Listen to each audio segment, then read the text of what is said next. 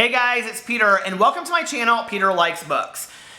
People ask me all the time, do you do several takes on your videos? And I usually don't, but this time, you guys, this is like my third or fourth time that I've tried to record this video. The first time was because I ran out of space on my camera because I always forget to delete the video that I recorded before, or the one before that, or whatever. But this time it always continues, it starts stopping at the same point. And I think I'm a little worried about making this video. I'm not really sure why. I'm gonna actually talk about two different books in here. One I loved, one I did not. And I noticed as I was reading it that the author is the founder of Diversify YA. And so I think it kind of started to like make me a little nervous because I was like, well, I write books that are a little, you know, diverse, books that have diversity in them. I don't know that I want to like, you know, I don't know if that makes sense what I'm saying, but I was like, I think this is an important enough topic to talk about that I feel like I really need to make this video. So if you've come to my video, you know that what I'm going to talk about is violence in books. And let me tell you how I came up on this topic. I was actually going to do a review today just of Herman Koch's The Dinner, which I read 2 nights ago. If you've heard me talk a lot about how long it takes me to read a book or whatever, I usually never sit down and can read a book in one setting. I read this book in 2 settings. I thought it was absolutely fantastic. I also don't give star ratings, but on my Sunday Weekend BookTube, I'm going to be talking about how I am going to start giving star ratings. And on this book, I gave 5 stars. I thought it was fantastic. I did not understand all the negative reviews that it got. It deals with very, very, very violent subject matter. There's a violent incident that occurs with 2 teenage boys, and then their parents have to discuss what they're going to do about it. And it takes place over the course of a dinner.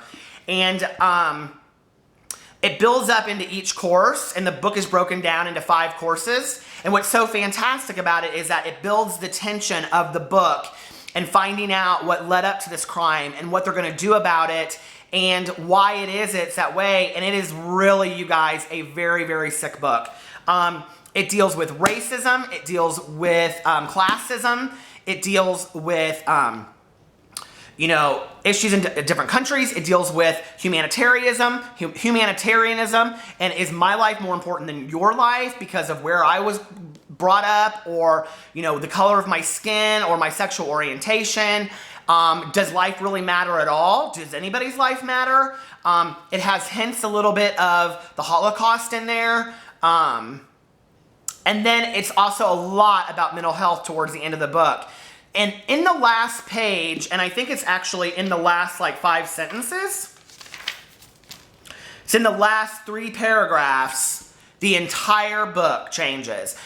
And to build a book up that far, to get to the last 3 paragraphs and have a book completely change, where you like walk away and you're like, oh wow, like that's really sick, right?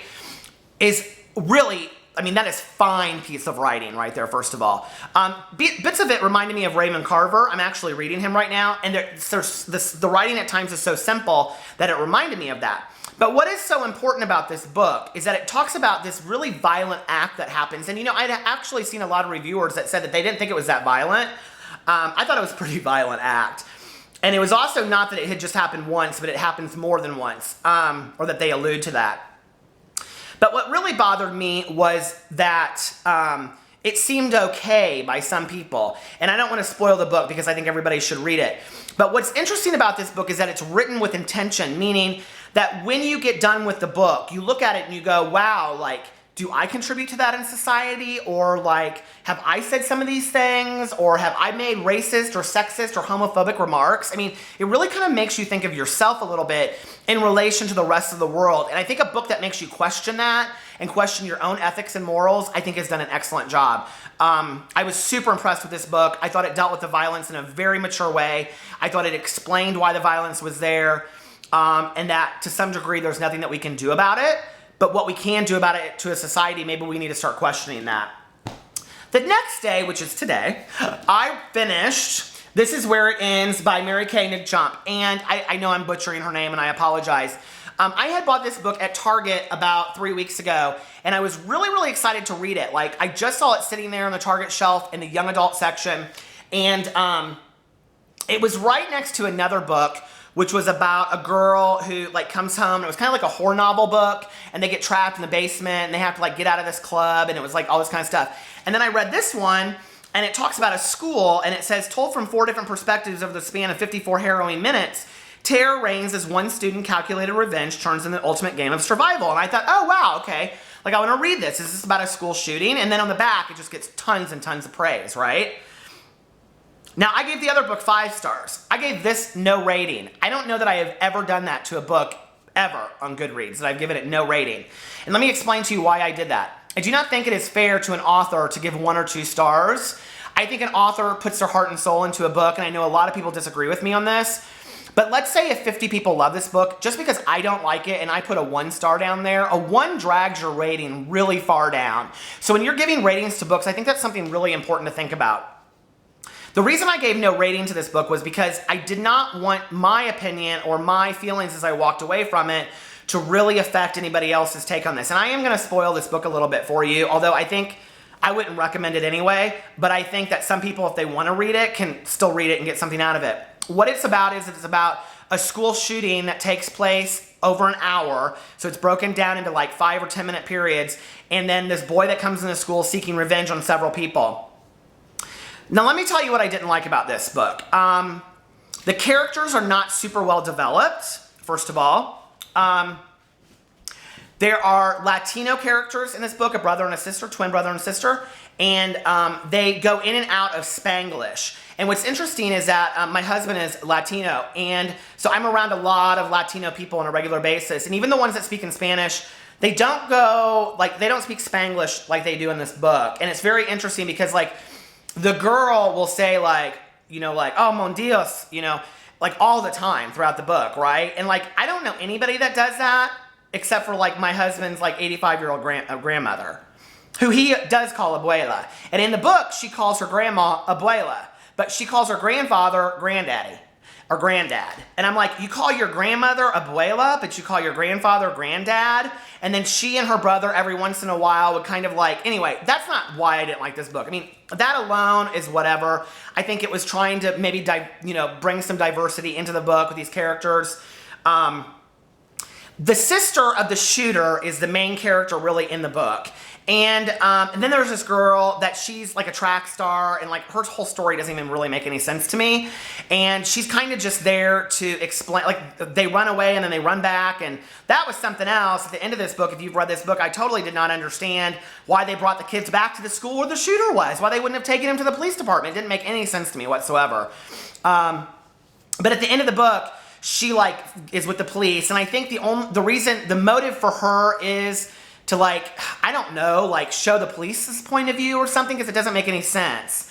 But the main character, her name is Autumn, and she's a dancer, and her mother's died, and it's her brother that's come in. He wants to shoot everybody because he's grieving, supposedly is the reason why he shoots all these people, and everybody, turned against him, and he didn't have any friends, and so he left the school, and now he's come back, and all this kind of stuff.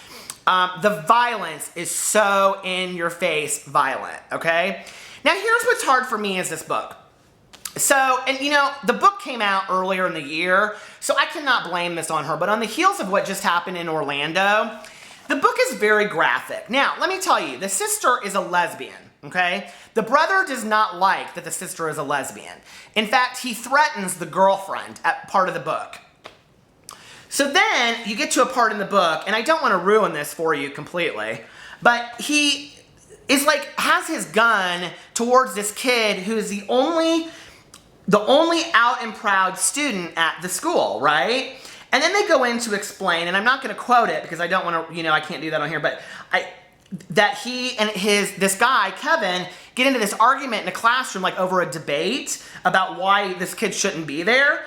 And the kid recites half of Harvey Milk's Hope for a Better Tomorrow speech. What 16-year-old knows Harvey Milk's speech? I don't even know Harvey Milk's speech. Anyway, I was really surprised by that one.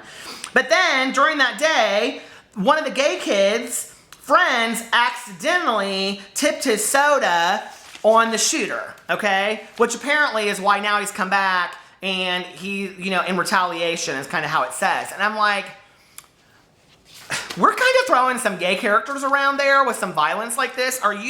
Is there supposed to be a message here about violence aimed towards like LGBT people?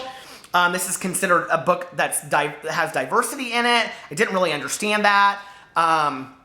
You know, there's Latino characters, there's gay characters, but I didn't really understand the point of all of it. And at the end of the book, I mean, he dies and, you know, whatever. And so you know where it's going to go through the whole book. You know how it's going to end. But at the end of the book, they talk about how, like, he didn't win. And we will always remember the 39 victims that died in an hour in this book, including teachers and students, okay? 39.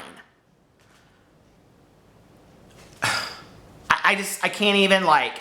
There's no moral philosophy to the story. There is no purpose behind it. It doesn't make sense why the story was told. Like, you don't look back on it later. It's just like, oh, well, now we all have ties to the town. It's called Opportunity, which is totally corny as far as I'm concerned. But anyway, they're all tied to this town now because of what happened to them. But there's no, like, what could we, like... Oh, and the whole thing, there's like texting that goes back and forth. They show like texts from people that don't even exist in the book. They're not like real students. And then there's like a Tumblr feed called Life of Me or something like that, that like is talking about the student that's none of it makes any sense. And so it's like, really, I think what it is like a focus study on what would happen if a shooting happened today and everybody was locked in the auditorium and they didn't know if they were going to get out, and they're texting everybody and they're writing on Tumblr feeds and the news is going crazy and all this. And that's really what the book is, but there's no moral conviction to the story. There's no like, this is what we need to learn from this, okay? And at the end, he shoots his sister in the leg because she's a dancer and maims her so she can't dance for the rest of her life, killing her dreams. I would have liked, honestly, in a realistic way, if he had killed her and then killed himself, because that's what really happens in these real life stories, don't you think? I think that happens. I mean, if we're going to write a realistic story that has no moral ending that we can learn from, don't you think it should at least be realistic? I mean, there is some realistic pieces to it, but I just don't think that it was very well researched. And it really, really bothered me, you know? And I think there were so many things that could be done with it that were different. And I read Forgive Me, Leonard Peacock, and by Matthew Quick, and it was very similar to that in some ways, except for that book was so well developed, and at the end of it, you walk away from it and you go, I get it. Like, I get it. Like, I need to be a better human being. What will make me be a better human being? What have I learned from this book? What has this book made me question about myself, you know? Am I this book, when I walked away from it, made me think, you know, am I sexist at times? Am I homophobic even though I'm a gay man? Do I make racist remarks? Do I think racist things? You know, who am I as a human being? Do I need to be a better human being? And that's what this book did, you know?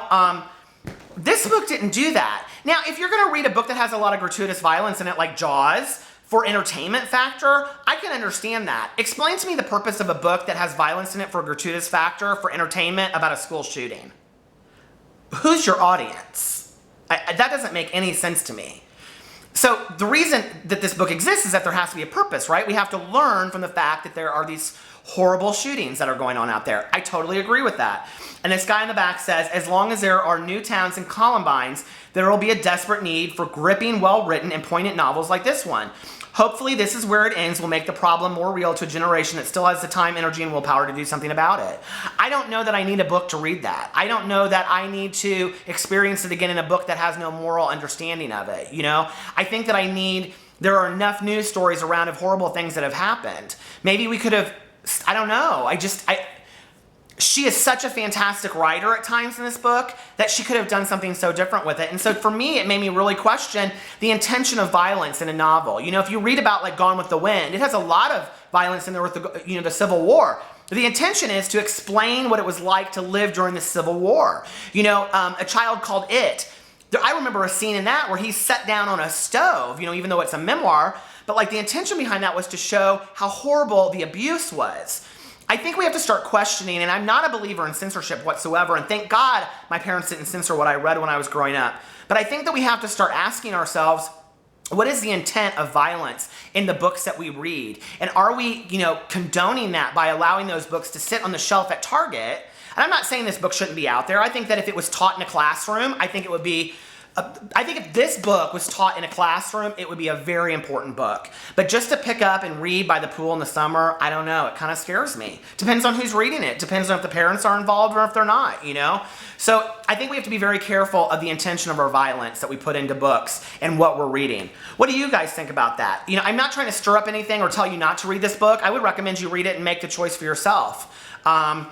And, you know, what other books do you feel like the violence was too much or too little? Do you think that violence should exist in books? I mean, is it a question that we should even have? So anyway, I don't know. It just got me really kind of revved up about it. I tend to like to read books that make me question my own morals or make me happy or I enjoy the ride. Those are books I like to escape myself. I don't know that I necessarily want to sit in a book read a book about my daily life every day. I mean, that wouldn't be very fun, would it? So anyway, if there's going to be a learning experience in it, I think that's great, and I can't find it in this. So if you have read it, please let me know what you learned from it, and I think that would be wonderful. Hope you guys are having a great day, and I will talk to you later. Bye.